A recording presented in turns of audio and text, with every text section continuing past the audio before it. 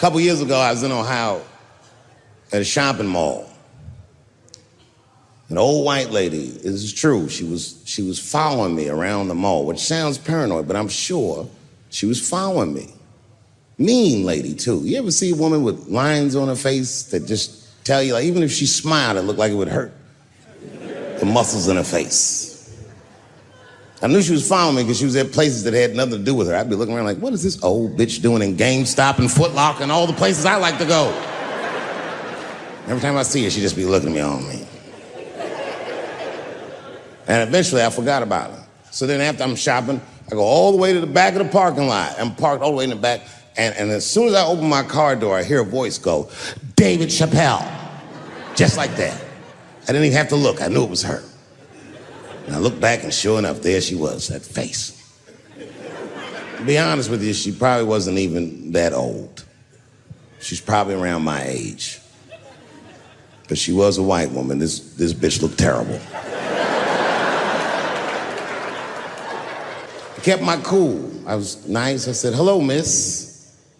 And she didn't say anything back. All she said was, I watch your comedy.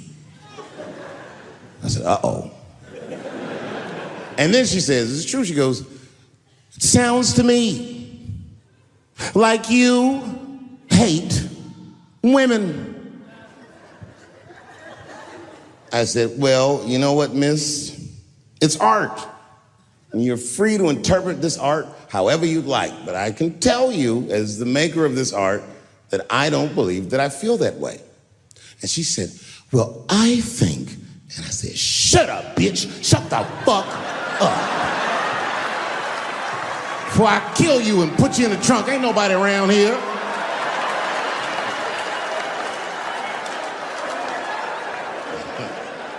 I'm just kidding, I didn't say that.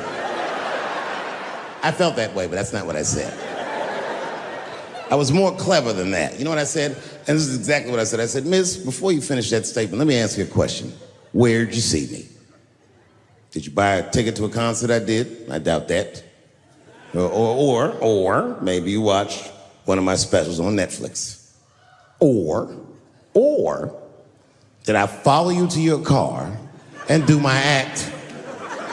She said, what? I said, keep it in the comment section, bitch, this is real life. Ta-ta.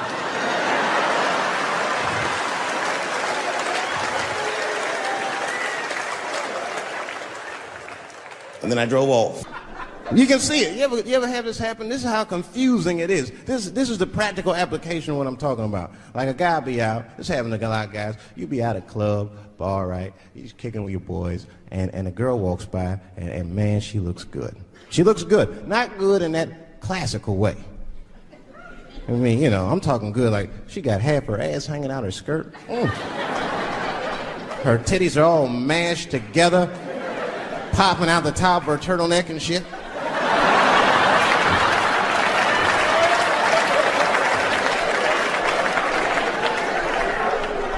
And you with your buddies, right? You with your buddies, you got a couple drinks in you, and you see a girl, you might try to talk to her, this might not come out right. I don't know what you say, but damn, look at them titties! Right? The girl gets mad and she, wait a minute. Just because I'm dressed this way does not make me a whore. Which is true.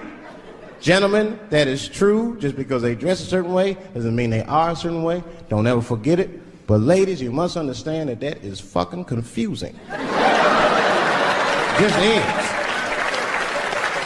Now that would be like me, Dave Chappelle the comedian, walking around the streets in a cop uniform. Somebody might run up on me. Oh, thank God. Officer, help us. Come on, they're over here. Help us. I'm like, oh, just because I'm dressed this way does not make me a police officer. You understand what I'm saying? It's like, all right, lady, fine. You are not a whore. But you are wearing a whore's uniform, I'll tell you that shit right now. Another time, about 6 years ago, there was a lesbian woman that They're trying to sell a story about me to TMZ. Thank goodness TMZ could see right through the sham of that story. This woman claimed that I beat her up in a nightclub because she was a lesbian. That is fucking crazy. Bitch, I didn't even know you was a woman.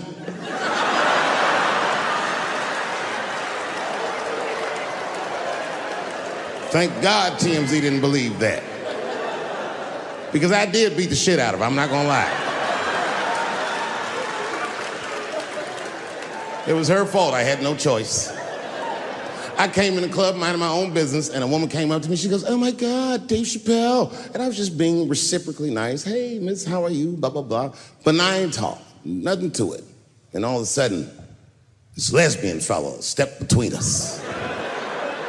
"Hey, nigga, that's my girl." I said, yo, my man, back up like that. She said, "I ain't backing up off shit, nigga, that's my girl." I said, "Bro, you're gonna have to give me 3 feet like this." She said, "Stop calling me a man, motherfucker. I'm a woman." I said, "What?"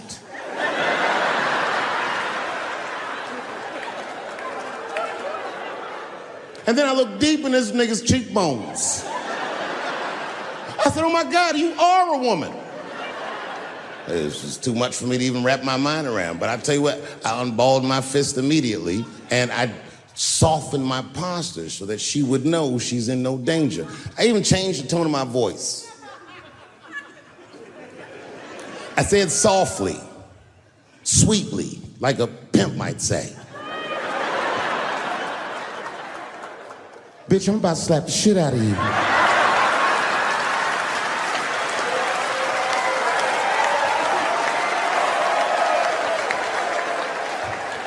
I shouldn't have done it.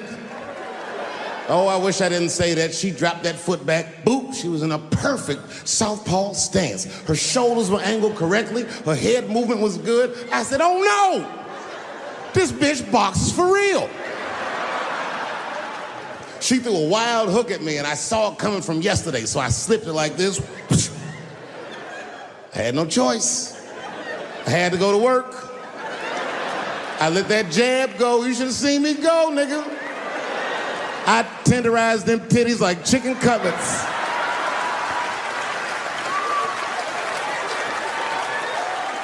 I whooped the toxic masculinity out of that bitch.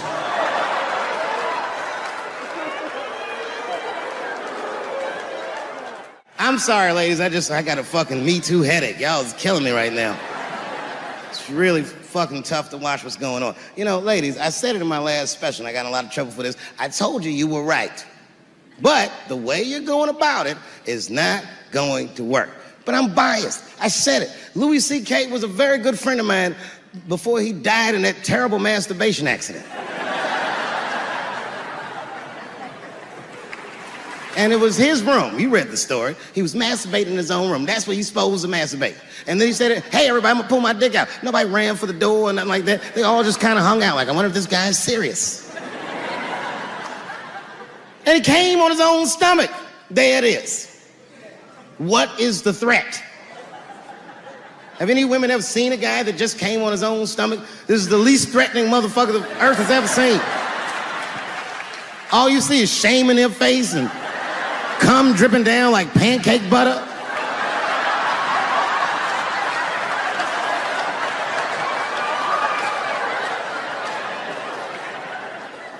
He didn't do anything that you can call the police for. I dare to try. Call the police on him. "Hello, police? Yes, I am on the other line with comedian Louis C.K., and I think that he is masturbating while I'm on the phone."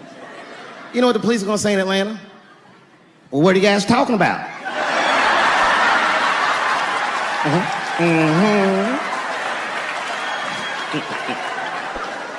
Caitlyn Jenner, whom I've met, wonderful person. Caitlyn Jenner was voted Woman of the Year. Her first year as a woman. Ain't that something? Beat every bitch in Detroit. She's better than all of you. Never even had a period. Ain't that something? Oh, I'd be mad as shit if I was a woman. I'd be mad if I was me. If I was in a BET Awards sitting there and they're like, "And the winner for Nigger of the Year, Eminem, my man." The only thing in our society that bothers me the most is the way that men and women don't get along no more. That's really what's bugging me about it. Men and women just don't get along. Like, I hear women say this all the time. I know a lot of you sisters be like, chivalry is dead. Don't you? Don't y'all feel that way? Like men aren't gentlemen anymore? That's right. Chivalry is dead. And women killed it.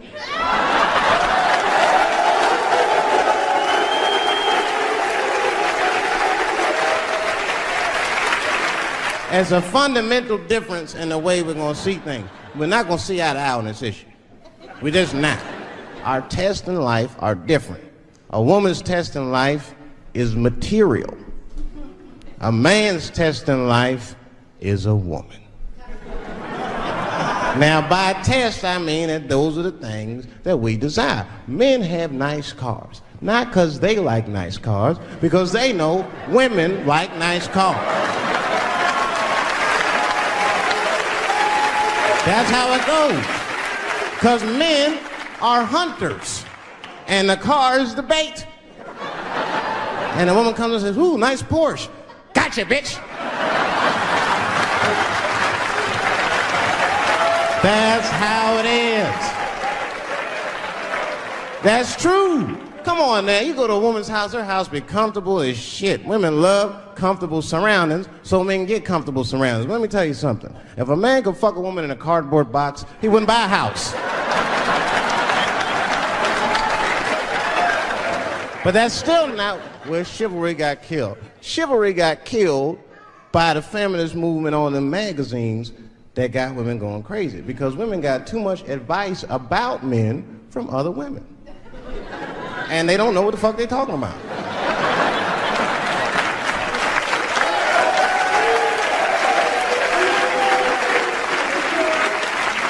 And it's true. I see this shit in the magazines.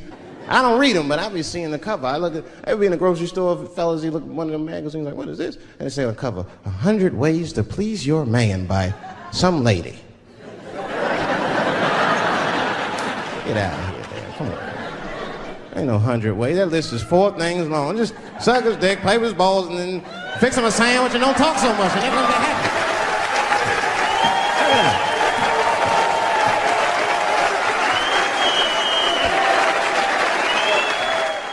You know what I said? That's all I said. First of all, I'll tell you right now what I said.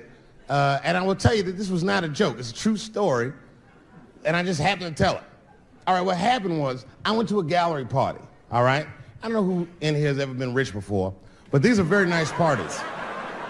You know, wine and cheese and ball of conversation.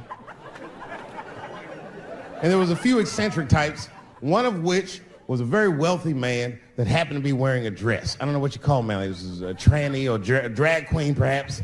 Whatever it was definitely a man. And this man was definitely on drugs. I don't know what kind of drugs he's on, but I knew he had too much. He didn't look good. It's like this. He's like, he looked sick. And all his friends were standing around him, concerned, trying to revive him. I don't know whether it looked like some kind of gay CPR. There was fanning and shit.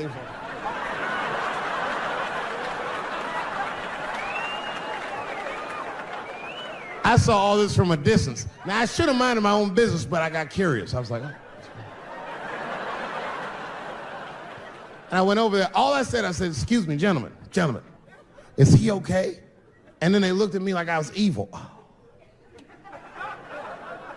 She is fine. I said, word? Oh. I'm sorry, I didn't know this is what we were doing. Here's my thing. I would support anybody's right to be whoever they feel like they are inside. I'm your ally in that. However, my question is, to what degree do I have to participate in your self-image? Is it fair that I have to change my whole pronoun game up for this motherfucker? That didn't make sense. Seriously. If I put on an Argyle sweater and I'm like, hey everybody, I feel like a white guy in this sweater and I want some goddamn respect and a bank loan. That's not gonna work. Give a fuck how I feel. Why should I give a fuck how you feel? Nigger is a pronoun. Well, there was no time for philosophical debate. This was an emergency situation. I said, fine. Sorry, guys. I was just worried because she looks terrible. She just fell off the bench. Appears that her dick is popping out of her dress. You mind if I call an ambulance, champ? I'd rather not be at a party where a tranny ODs. There's too many questions to answer.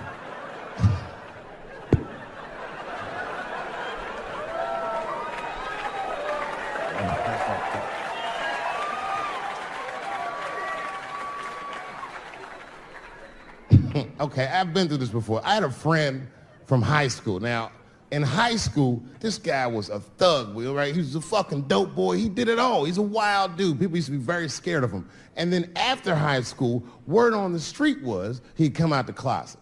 I personally didn't believe it. I bring him up because last year, he calls me out of the blue like, yo, what's up, man? I got your number from so-and-so, and I heard you're going to be in New York doing a show. Could I get some tickets? I was like, fuck yeah, get some tickets, man. How you been? He said, well, we'll catch up at the show, man, but yo, I appreciate it. I'll see you soon. I said, all right, man, take care. And I was about to hang up, and I couldn't resist. I was just like, hey, nigga, I heard you was gay. What's going on with that?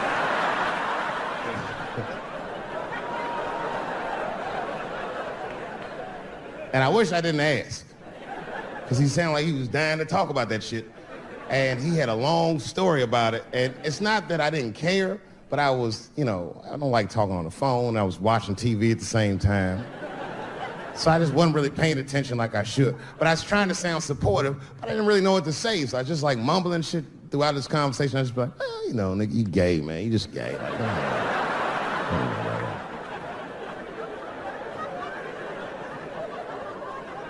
This went on for a while, and then finally I had to say something like definitive to get him off the phone. And I was like, hey, man, you know what? Don't let people get you down, all right? And the next time someone tries to make you feel bad about yourself, just remember, everybody fucks funny to somebody.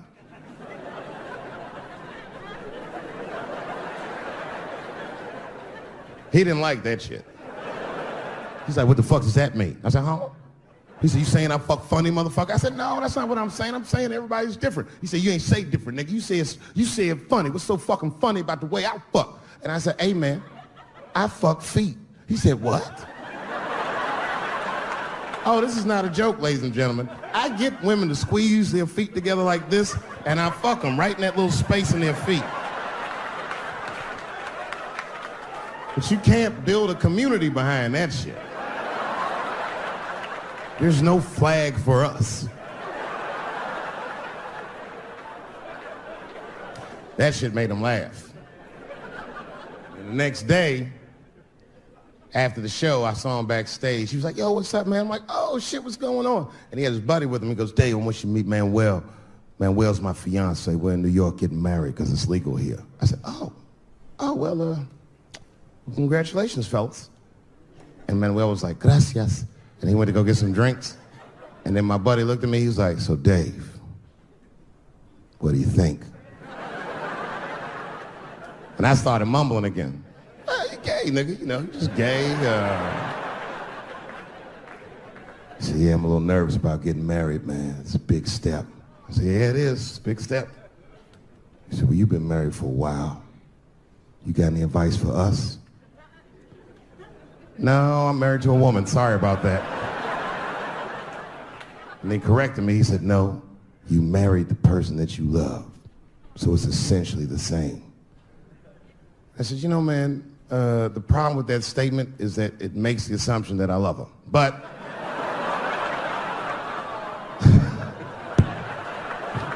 you guys lighten the fuck up. Of course I love my wife. She laughs at this shit. As a matter of fact, she eats and spends this shit. You know what I told him? I told him, I said, you know what you should do, man? First of all, you shouldn't do it.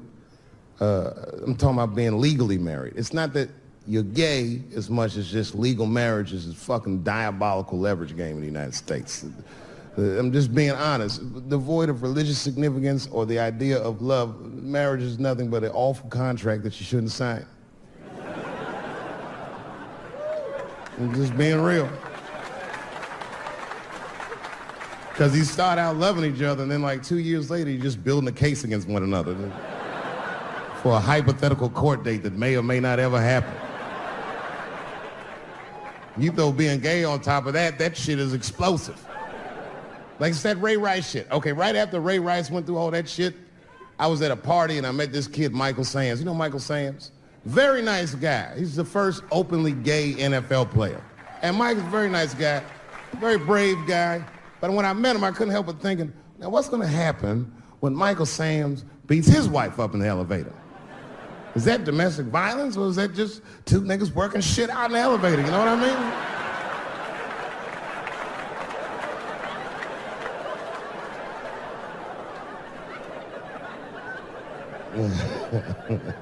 Anyway, I give all married men the same advice, gay or straight. Get a dog. This dog will love you all the time, but she's not going to. It's real talk. I didn't even know about dogs, and my kids got the dog. They brought him home from the shelter, and I didn't even want him. They were like, can we keep him? I said, nope. I said, where'd you even get this dog? They're like, we got him from the shelter. I was like, ugh. Probably something wrong with him. Can't keep him. And then my kids started crying and screaming like the dog had gambling debts. Please, Dad, if you don't let us keep him, they're gonna kill him. I was like, oh. All right, you can keep him. And this dog was a menace. I hated his guts. Then one night I'd smoked a bunch of weed and I was eating a sandwich and Baba came over. Baba's the dog. He came over and was staring at me. This will make you very uncomfortable if you're just looking at you usually.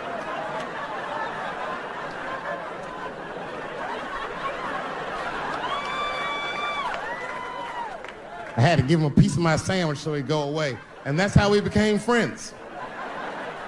Now, if you see me walking down the street with Baba, I ain't got no leash or nothing. He walks right next to me. If I stop, he'll stop. And if I go, he'll go. And all my friends are like, yo, Dave, that shit is dope. How you train Baba to do that shit? I've never trained Baba. Just a messy eater. If I drop food and Baba's not around, all I gotta do is call him. Baba! He's a black dude's dog, so he doesn't come right away. He peeks first to see what's going on.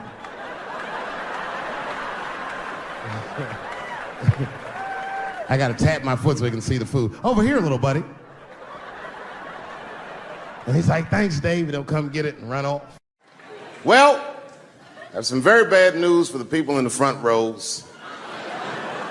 I heard that some of you paid as much as $800 for your tickets. Sadly, I did this same show a couple weeks ago in Atlanta for $60 a head. Can you imagine?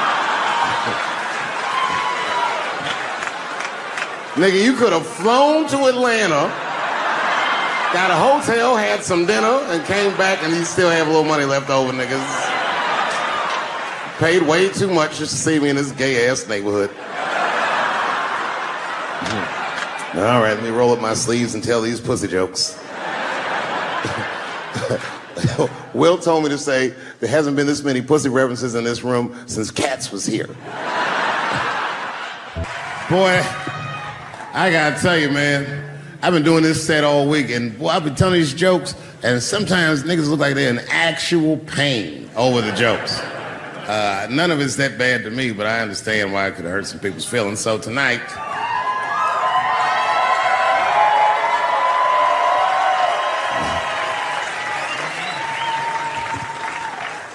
I'm gonna give you an opportunity that I rarely give anybody. I'm gonna let you say whatever it is you need to say to my face, or ask me whatever it is you wanna know. But there are no dumb questions allowed. If you ask a stupid question, you'll be asked to leave. Nah, I'm just kidding, go ahead. Everyone relax, come on. Oh yes, sir, in the front. 2 questions, how often do you write? And can I have a cigarette? All right, first, you may have a cigarette, but remember, this is not jail, motherfucker. This lady right here. I have a question. Do you remember this scene? Oh, I do remember that. Ma'am, I'm gonna have to ask you to leave. That's a terrible question. This gentleman in the front with the salmon-colored shirt on. I was wondering if you had any advice for young comedians that you generally give, and... Are you thinking of doing comedy? I've never done it before, but watching you has made me want to try it.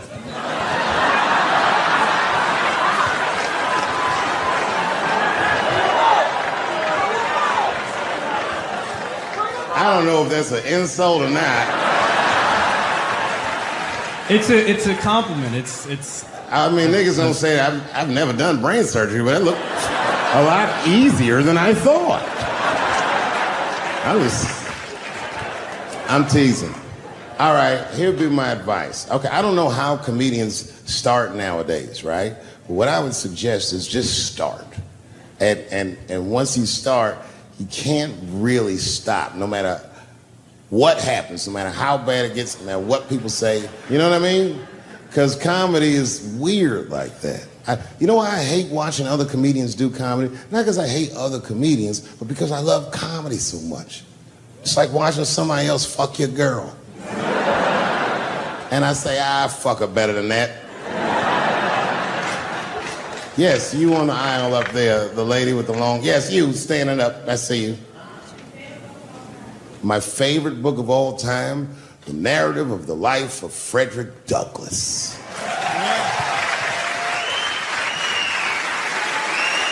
That guy with the baseball hat.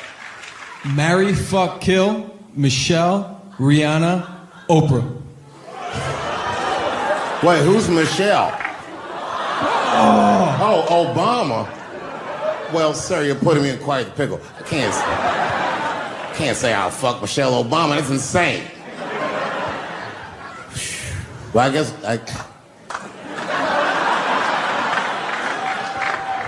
I mean, because I wouldn't kill any of those women. But I'd fuck all three of them.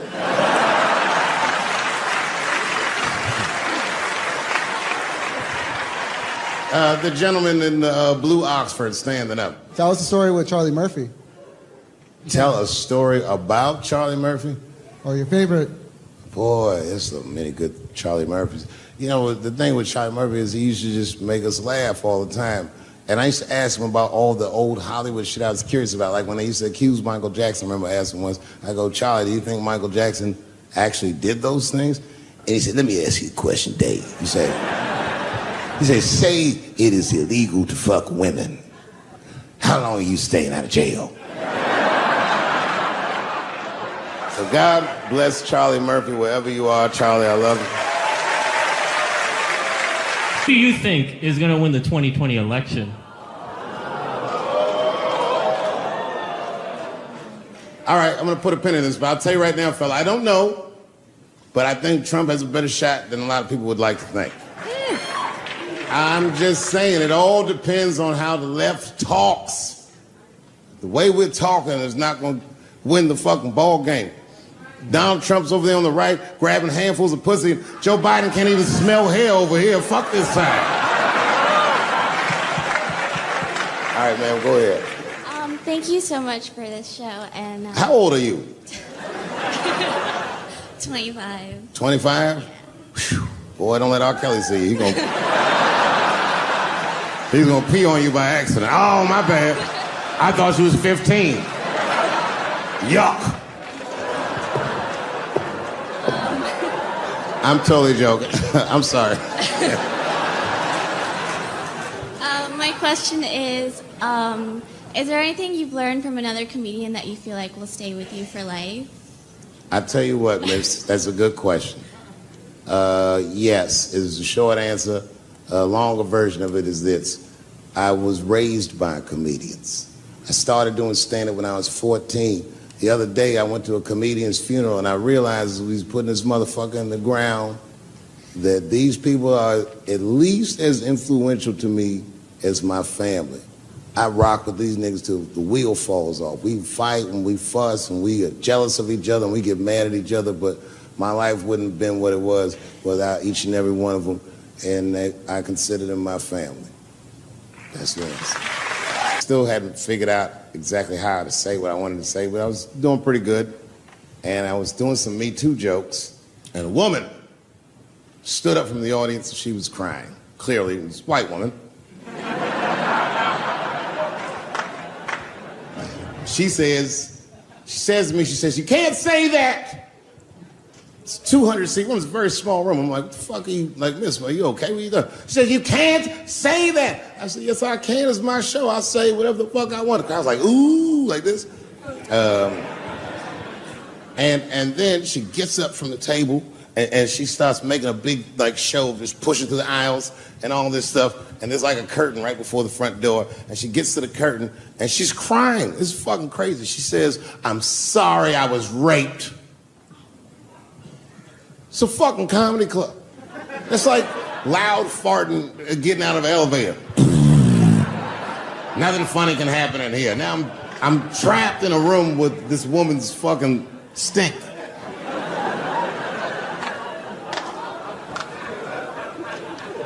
And I say, miss, it is not your fault that you were raped,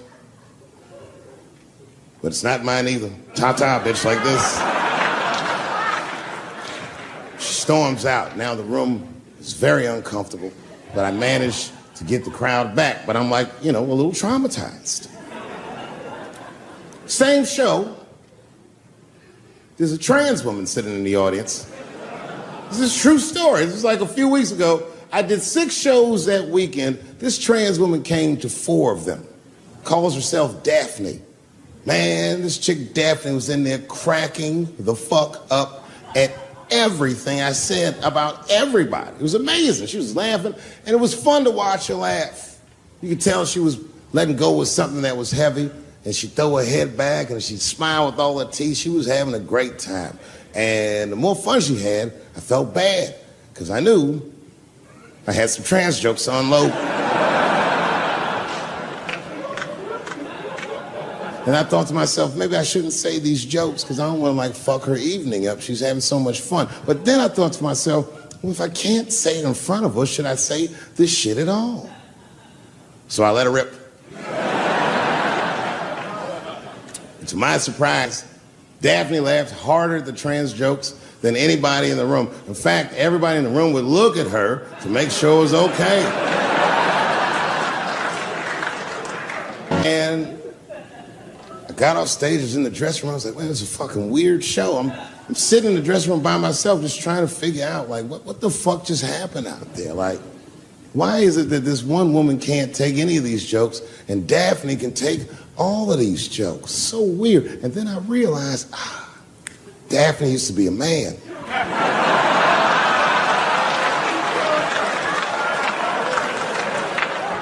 So now I go out of the dressing room and you can see all the staff is there cleaning the club up. The audience had gone. And sitting at the bar by herself was Daphne. And she's like, hey, Dave, come join me for a drink. And I don't want her to think that I'm transphobic or nothing. So I'm like, fuck, I guess I could have at least a drink. And we get some tequila and we're sitting there. And she was fucking cool. Turns out that Daphne, she wants to be a comedian. She was asking me for advice, and I told her advice and all this shit. And then she says to me, boy, you sure do get a bad rap for your trans jokes. I said, Daphne, thank you, but you don't have to say that. I hope I didn't offend you. She goes, no. She said, in fact, I read about you in the New York Times. I said, you did? She said, yeah. She said, I thought it was interesting that they blamed you for R. Kelly. They said you normalized him for telling jokes about him. I go, yeah, they said that. She goes, I wonder why they never said that you normalized transgenders by telling jokes about us. And I'd never thought about that. It never occurred to me. And we started making out. And then I reached up just to see what it felt like. I was like, what? And it felt like pussy, didn't it? It was just like, go ahead, ask me a question. What the fuck you gonna do if Trump get reelected? What am I gonna do if Trump get reelected? Probably get a significant tax break.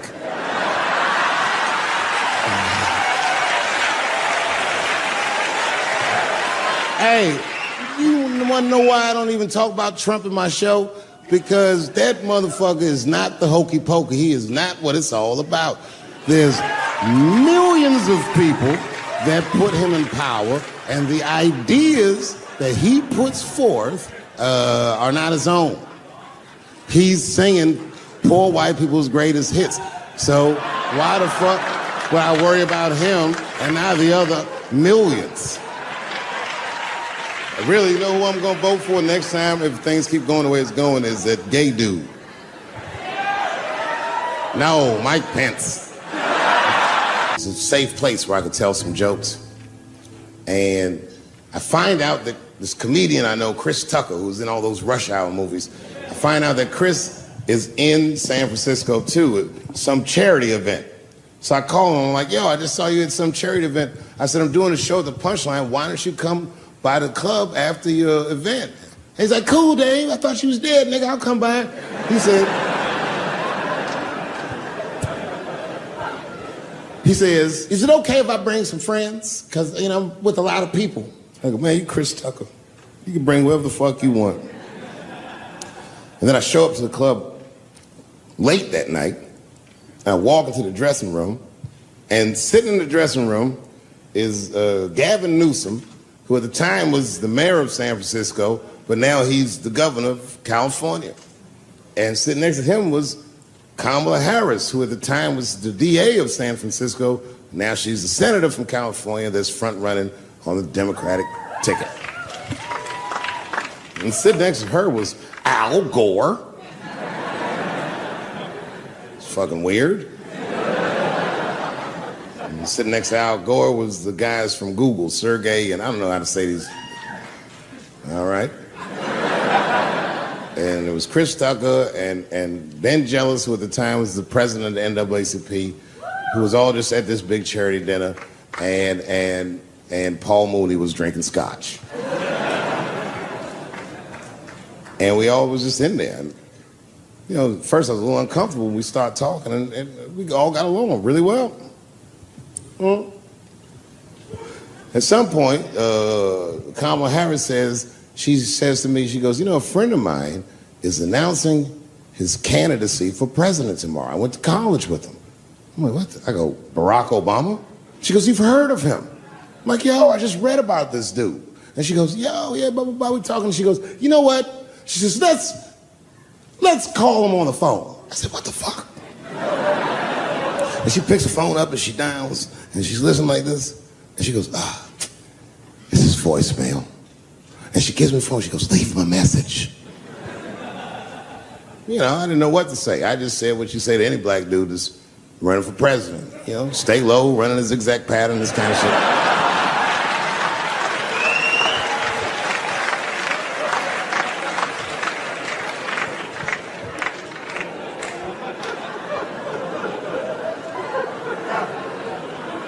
And then the last thing I say is, you know what? I said, sir, I really do believe you can do this. Like, man, I'm wishing you luck. Now, next day I wake up and go for coffee at a place called the Embarcadero. It's like an eatery by the sea in San Francisco. And I'm walking to the coffee shop and there's a police line and I can't cross the tape. But then I figure, fuck it, I'm Dave Chappelle, so I go into the thing like this.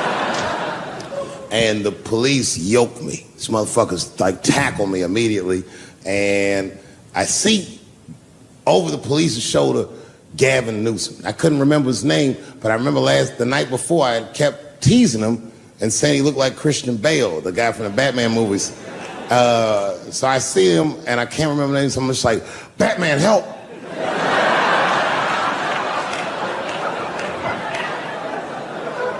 And he stops, he's like, Dave? And then the police see that the mayor knows me, so they're all like, oh, sorry about that.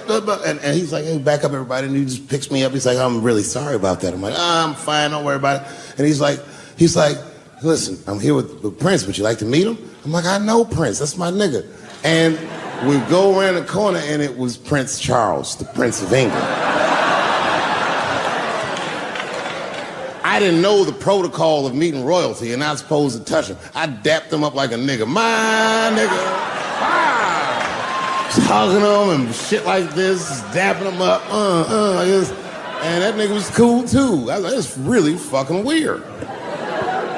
And then I was just out there in the upside down, not having no TV show, trying to figure life out. And the election was going on in the background. And this guy, Barack Obama, was picking up steam.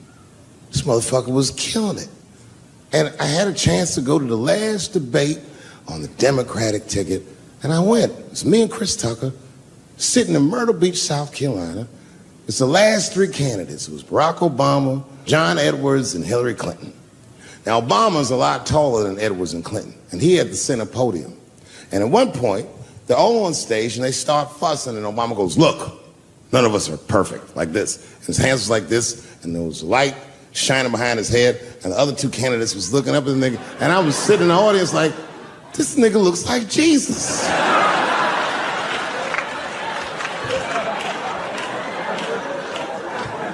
And I realized in that moment that I was looking at the next president of the United States. I was certain of it. I couldn't explain it, but I knew what I was seeing. And I got really excited. And I'm not that kind of guy. I said, I gotta meet this motherfucker. So I stayed.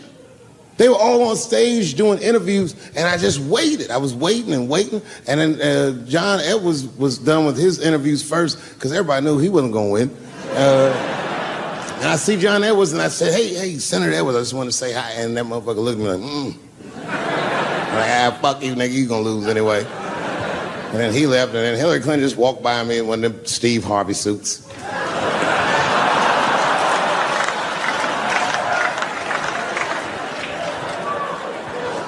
But Obama was taking forever. Everybody wanted to talk to him. When I knew the media saw exactly what I saw, there was no question about it. That was the guy. I waited and I waited, and finally, it must have been over an hour and a half, he finishes his last interview. He's like, well, thank you very much. Good talking to you.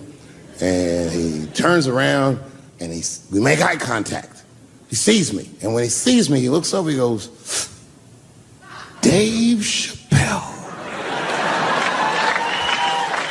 And Obama did me the same way I did Prince Charles. He dapped me up, and he like bro hugged me, and he pulled me in, and I'll never forget this. He said in my ear, I got your message.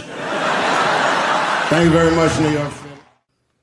I had written a joke about having a Goodyear condom. Something, I don't even remember the joke. Something about an industrial strength condom by Goodyear.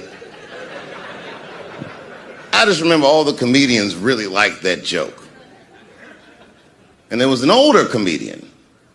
And he came to me one night after the show, after he saw the joke, and he said, listen, I got an audition at another comedy club, and I was wondering, do you mind if I do that joke? I just want to borrow it. Now, I'm a kid. I don't know any better. I'm like, borrow it? Well, I guess, sure, if it'll help your career. I let him do the joke. And then weeks later, I was waiting to go on in a comedy club, and he went on before me, and he did the joke. And after the show, I pulled him aside, and I said, hey, man, I don't mind you borrowing my jokes, but you got to give them back. He said, oh, I forgot to ask you. He goes, let me buy that joke from you for $50. And I said, man, I'd do it, but I'm just starting out. I need all the material I can get. The idea being that the more material I can accumulate, the faster I'll be able to make money for my work. I said, I can't do it. I want my joke back. I'll never forget this. Remember, I was a 15-year-old child. This guy was a grown-ass man. He stood up over me so I could see how big he was. And he said to me, really? I can just take it. And he did. I got scared because I was a child. But I never forgot that. I never forgot that. I was 15 years old. I'm 47 now. I think about this guy all the time. When I look at my own kids and I see how young and innocent they are, I can't believe someone did that to me. And I don't think about it every day because that was the worst thing that happened to me. I think about it every day because that was the first time that someone ever did that to me. But in my career, it has happened many, many times since, where someone would intimidate me or scare me and take something that I believe was mine. I'll tell you another story. Now I'm 18 years old.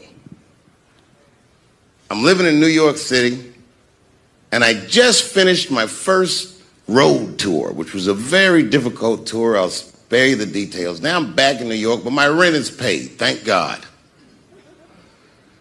And I have $60 to my name.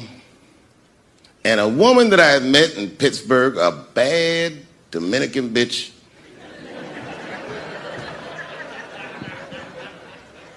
was coming to New York. She was going to spend the weekend with me. I couldn't wait for her to get there. She was coming that evening. But remember, I only had $60 for a whole weekend to entertain a bad bitch. Now I'm walking through Greenwich Village, and I see something I've never seen before. 3-card Monte. You know what that is? Yeah, the guy had the whole thing. The table was set up, and he had the 3 cards, and the crowd was hooting and hollering, and he was like, find the red card, find the red card. And people were playing. Sometimes they win, sometimes they lose, but it was really exciting, and I'm standing there watching it, and I noticed while I'm watching them play this game that the red card, the one you're trying to find, had just a little bend on the corner. And I'm watching it, and I'm like, yo, this guy doesn't seem to know that red card is bent. I'm going to beat this motherfucker. And I walked up to the table, and I said, let me play a hand. And I put my last $60 on that table, and he starts to shuffle and find the red card, find the red card. And I kept watching that bent card go around the table, make sure I kept my eyes on that bent card. And when he stopped shuffling, and he said, find the red card, I pointed to it with confidence. Here it is right here. And he flipped it over, and it was black. And he took my money. I couldn't fucking believe that. How did this nigga do that? Was that magic or sorcery? I was confused. So you know what I did? I sat there and I watched him for a real long time play the game. And I realized that all those people who was doing all that hooting and hollering and betting, my God, they were his friends. They were in on the whole thing. I felt so wronged. I felt so stupid. And then the next sucker came up to the table and was about to put his money down. And I said, fuck that, man. Don't put your money there. All these niggas is in on it. It's a trick. And when I said that, the guy that was dealing, and this motherfucker was huge, snatched me up by my collar. Feel how strong he was when he grabbed me. I was a skinny little guy. And he was going to maul me. And the only reason he didn't, I'm sure, is because he saw the fear in my face. And that fear, he looked at me. I saw his eyes go from hard to soft. He softened. Then he looked at me like the way a father would look at a child. And he said to me, young man, don't ever come between a man and his meal. I never forgot that either. Most niggas would have to run the streets for years to learn a lesson that profound. It took me 2 seconds. Never get between somebody and their paper. Taking a man's livelihood away from him is akin to killing him. Do you know why Prince, the famous rock star that was a friend of mine, do you know why he called himself the artist when he came back? He calls himself the artist because that's what they call us in our contracts. Oh, these contracts are crazy. You should hear the terminology they say in these contracts. To use your name and likeness in perpetuity throughout the universe. Who the fuck could possibly know what that means? Nobody does. It's so complicated, in fact, that when you're a kid like me, you have to hire somebody to tell you what that means. And you sit down at a table and you do the contract game. And that's how I got with Comedy Central. I signed a contract. But I signed the contract the way the 28-year-old expectant father that was broke signs a contract. I was desperate. I needed a way out, and it wasn't good money, and it wasn't good circumstances, but what else am I going to do, I said. And all these white people sitting at that table told me, trust us, Dave, it's a good contract. And I looked around the table, and they all seemed to agree it was a good contract. But what if it was like that game of three-card Monte? What if they were all friends and I didn't know it? And the bag of money was Iceberg's money in the first place. What was I talking about? What was I trying to tell you? Last week, 2 weeks ago, whenever it was, I call Lauren Michaels and I tell him, okay, I'll do it. I'll do Saturday Night Live on election night. And the day I made that phone call, the day I committed to it, it gets announced that Netflix is streaming Chappelle's show. Not just Netflix. HBO Max is streaming it too. I'll tell you another story about HBO. No, hear me out. Did you know, before Chappelle's show was at Comedy Central, I pitched that show to HBO.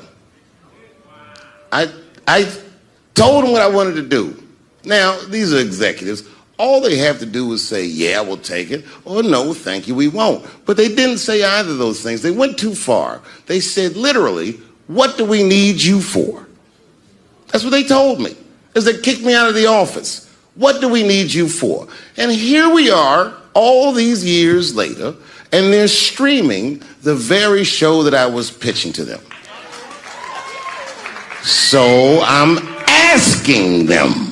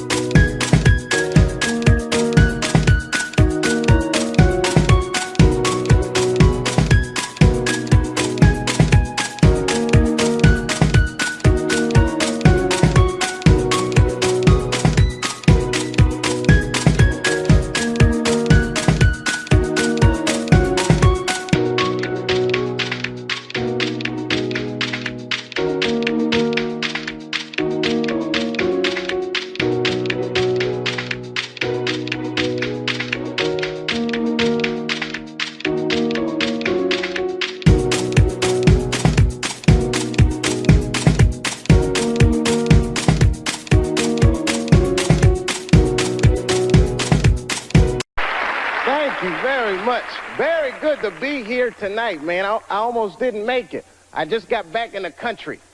I was in France. I didn't even mean to go to France. Actually, I was in Algeria in Africa, and my plane got hijacked. You might have seen it on the news. Very horrifying experience. Everyone on the plane was scared except for myself. I was not, relaxed because I'm a real brave guy. I'm not brave at all. I just know the facts. And the facts clearly state that a terrorist has never taken a black hostage in the history of the world. Yes, my friends, it's the truth. You will never see one of us on the news reading one of those letters. They is treating us good. We all just chilling. Because terrorists know what they're doing. I hate to say it. But black people are bad bargaining chips. Terrorists would call up the White House, hello, we have got 5 black people. And we will... Hello? They know leverage when they see it. L.A. now, I just got here a few weeks ago. Very interesting city you guys have here.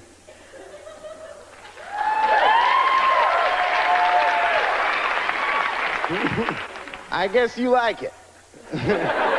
I like it too, man. I just gotta get used to the pace of this place. I mean, I look like a real slow guy, but I like contrast. Speed turns me on. You guys stand on the escalator. That drives me crazy. It's going up. I can't walk around you or anything. And I can't drive too good. I don't like driving anyway. And then come to think of it, the first week I was here, they stole my car. Now, granted, it was a rental car, but it still hurt. I had just put gas in it. I was very upset. But I figured it was no big deal. I bought the insurance. So I just called the rental car agency, and they sent me another one. The guy was nice on the phone. No problem, Mr. Chappelle. We're going to upgrade you. We're sending you, hold on to your hat, a Lincoln Town Car.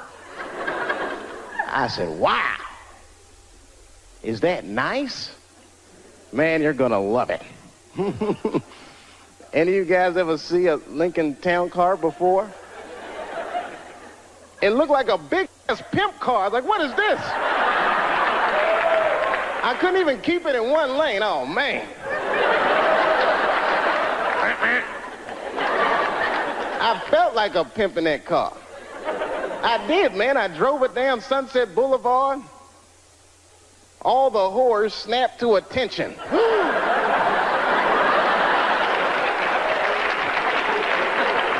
A lot of weird stuff happens here, man.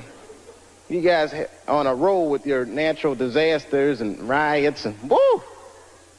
This place is, it really fascinates me. New York is bad, too. I live in New York now. New York's bad.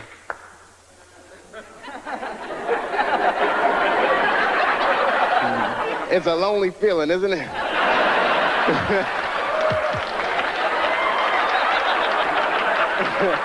I know how you feel. It's different, isn't it? New York is bad in a different kind of way. It's so dirty, man. The wildlife is dirty. You ever see a New York squirrel? I'm scared of squirrels because of it. They are just filthy. Any of y'all know what squirrels are supposed to eat? Anybody? Nuts? That's what I thought. You know what I saw a squirrel eating in New York? An Egg McMuffin. Something is right. Anything they can find. They chew gum, they smoke old cigarettes. They're just foul animals, man. That whole city is crazy. I don't know. You ever notice, I don't know, like I see a couple kids in here. I don't know if you kids read comic books. You notice, though, most of the superheroes live in New York because we desperately need them. But I think New York is rubbing off on superheroes because they're all, like, very bad role models for children. I don't know if you've ever noticed that or not. Like look at Wonder Woman. You ever just take a good look at her? Look at her clothes. Tacky, tacky, tacky. Big old red hooker boots and blue underwear with stars. What the hell is she dressed for? Look at the weapons they give a woman to fight with. a golden lasso that makes you tell the truth. What is she gonna do with that? You know, just catch a bad guy. Gotcha! Oh. I wasn't gonna say anything earlier, but this lasso just squeezed the truth right out of me. Terrible thing. And I'm not just picking on the women either. I'm talking about all superheroes. Can't stand superheroes. They're so prejudiced, too. You ever notice how prejudiced superheroes are? They only fight crime for the very rich. Think about it. You will never see Batman in the projects wasting his goddamn time. I can see him there. He's just robbing. Yes, Batman. Didn't we park the car right here, man? What the hell happened?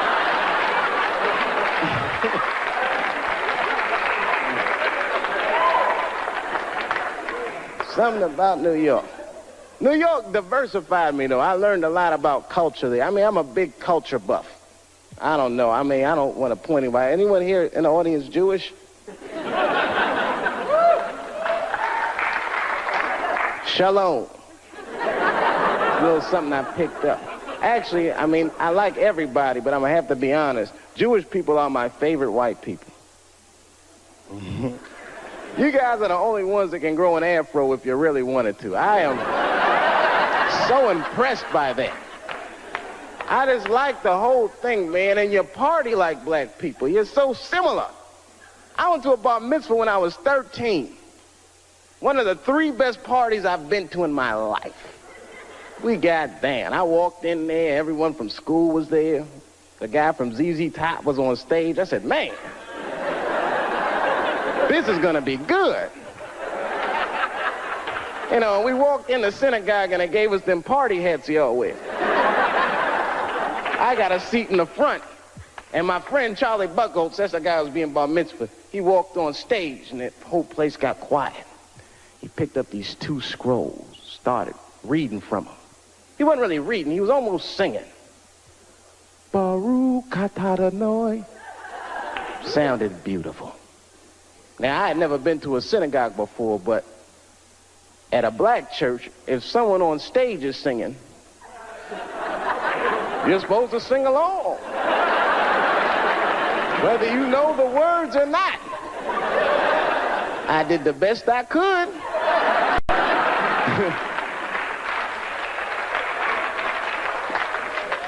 Then things really picked up. We all left the synagogue and went to this after party at the Hyatt. This is the fun part. There was all kinds of food, man, bagels and filthy fish. And we went in there. And I was wondering what kind of music they were gonna play. Now let me tell you something. I don't know who this Hava Nagila guy is, but his album is slamming. They put that music on, the whole place just lit up. Everyone was dancing. I was breaking plates. Hey! And someone shouted out, sponsor. That's Greeks. Oh, sorry about that. Wrong white people. But anyway, we were having a great time. I didn't even know it was a tradition. You're supposed to pick the person who's being bar mitzvah. You pick their mother up in a chair and dance around the party. I did not know that that was a tradition. I mean, I was just thinking, man, we are out of control tonight.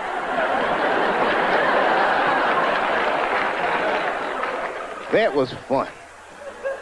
It broadened my horizons, man. I mean, I was a very ignorant child. I didn't know a lot of things. Like when I was growing up, I don't want to offend anybody here. Let me check the exits. Okay, when I was growing up, I used to think that all white people, don't be mad, I thought all white people were happy. Just to be white. I know it sounds silly. I thought you just walked around, hallelujah, I'm white. This feels great. Taxi. Just checking. Go ahead. Thank you, everybody. Dave Chappelle. Dave Chappelle. Excellent, Dave. Excellent. Dave Chappelle, ladies and gentlemen.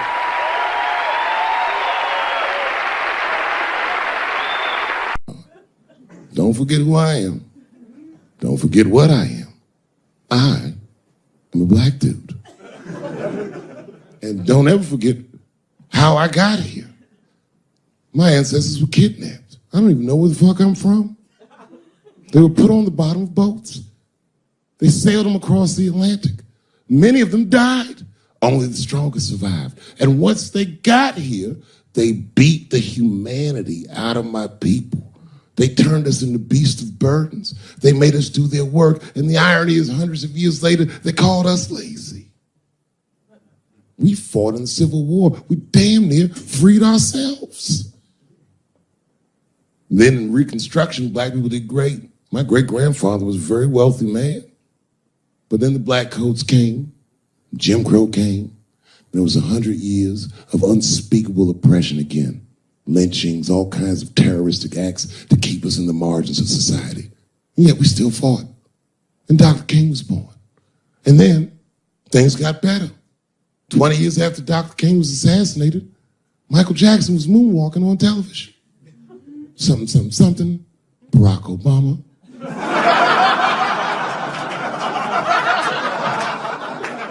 And Donald Trump, and now here we all are. 400-year nightmare. Took us 400 years to figure out as a people that white people's weakness the whole time was kneeling during their national anthem. That's a brittle spirit.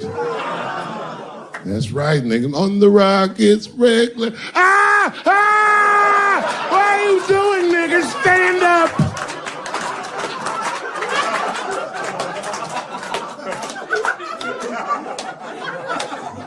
The Vice President of the United States got involved. Mike Pence got involved. He went to the game himself. These niggers will have to stand when they see me. And all them football players looked up in the stands and saw Mike Pence and said, Mike Pence, come on, y'all. Wu-Tang. Bow! Oh! Foiled. Brittle spirit. I could kill every white person in America at one time. You know how I'd do it? I would just wait for the Super Bowl. And right when they sang the national anthem, I'd have O.J. Simpson walk to the 50-yard line with them bad knees. Yo, what the hell is he doing here? Oh, I know what he's going to do. Stop him!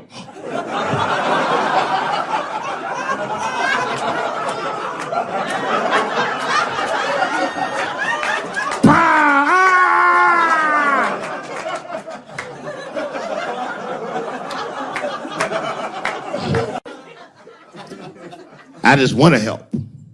I want to be a good guy. Like, I can't even say the word Me Too anymore. The nigga tonight was like, Dave, I'm going to the comedy club. I was like, I am also going to the comedy club.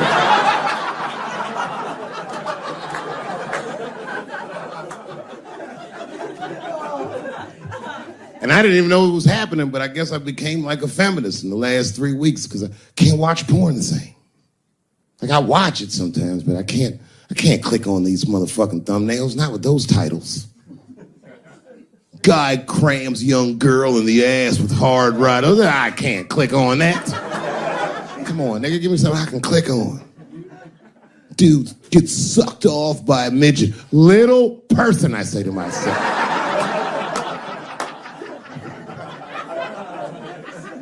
It takes me hours to find one clip. What the hell is this?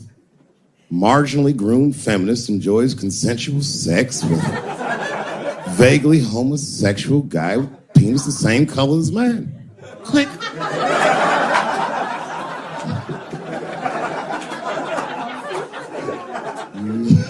There's a lot of black dudes haven't been getting Me Too. I don't want to jinx myself.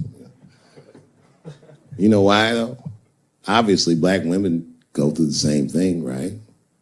The reason is because black women from slavery won't tell on us because they know that no matter how bad we black dudes are, white dudes are very mean. They're scared to see us get punished. My wife is Asian. She'd tell on me in a goddamn second.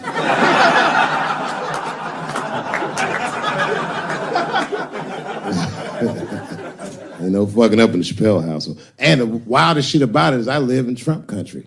I live amongst the Tiki Torch whites, poor white people. And I'm rich. If it's ever pitchfork time, nigga, I'm in a lot of trouble. And nobody in my family believes me. I be trying to tell the kids, man, we gotta run these drills. They're like, we don't want to run your stupid drills. Too bad, son, you have to. Tiki Torch whites come upside, what are you guys supposed to do? Come on, Dad, what are you guys supposed to do? Squint our eyes and stand next to Mom. That's right.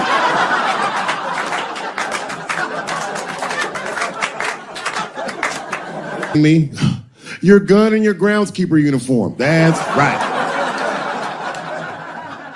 I'll go outside and see what they want.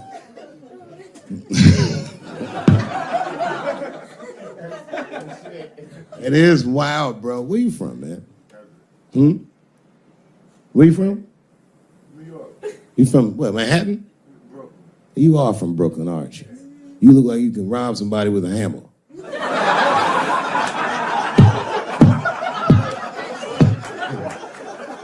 Brooklyn niggas rob you with shit they find around the house. I just got stabbed with a toothbrush. This nigga must be from Brooklyn. You gotta man the fuck up, y'all. I don't mean to be disrespectful, because, man, I know you're upset what I said, but, you know, I know you're right, but come on, baby, it's me.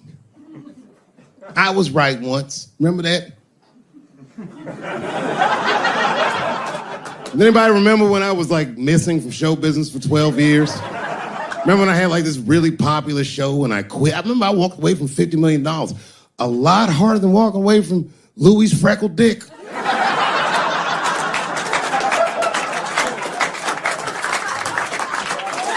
I didn't know that I'd ever work again. And yet here I am tonight. Did my dream die? No. I remember that shit. You don't remember that when I quit my show? Remember I went on the way out the door, I said, something's wrong in Hollywood. I believe they said I smoked crack. That's right, I remember they called me crazy. So really, you know, you're right, ladies. Congratulations. Enjoy it. And they're coming for you, bitches. They're coming for you. There's one person that's uncomfortable. You know who's the most uncomfortable motherfucker in the room? The nigga that's right.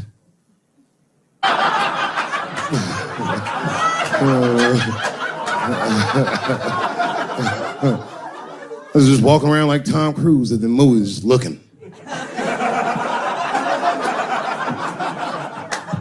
And ruin the whole orgy by accident. It's easier to ruin an orgy than you think. All you gotta do is wait for it to get kind of quiet and then go, ew.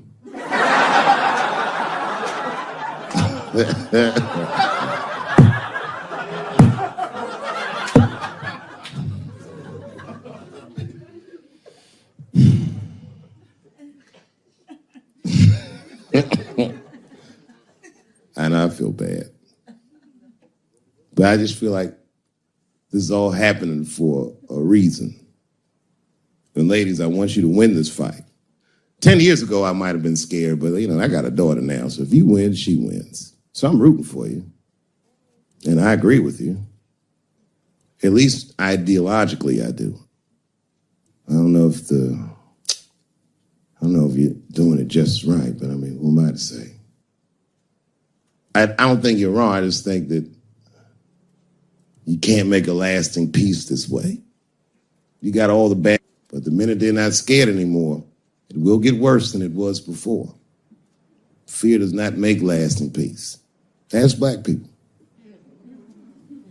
And that's what it is. What this city really needs, without irony, I'll say this, the cure for LA is in South Africa. You motherfuckers need truth and reconciliation with one another. Because the end of apartheid should have been a fucking bloodbath by any metric in human history, and it wasn't. And the only reason it wasn't is because Desmond Tutu and Mandela and all these guys figured out that if a system is corrupt, then the people who adhere to the system and are incentivized by that system are not criminals. They are victims. and that the system itself must be tried. But because the how systems work is so compartmentalized as far as information, the only way we can figure out what the system is if everybody says what they did. Tell them how you participated. Because men want to help, they're just scared. Because Ben Affleck tried to help. Hey, what happened to these ladies is disgusting. Oh, nigga, you grabbed a titty in 95. All right, fellas, I'm out. Fuck that, I ain't helping.